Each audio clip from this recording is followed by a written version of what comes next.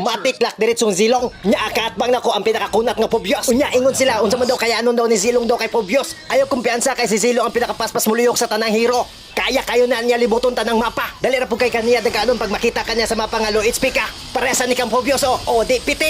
Mura pud pulis si Zilong. Bantay sa lakay. Bantay-bantay mo sa likod kay sa likod yun na mo age mo backdoor na.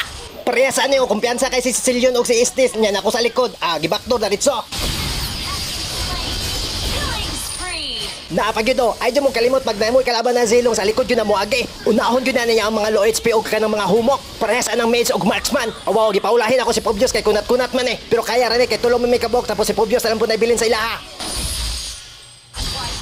Tapos ang isa po bantayan nyo kasi Zilong kay dalira po kayo na siya kasigwe. Parehas busy kayo sila sa class. Unya si Zilong, split push na oy. Indiretso basa din nyo mabantayan si Zilong.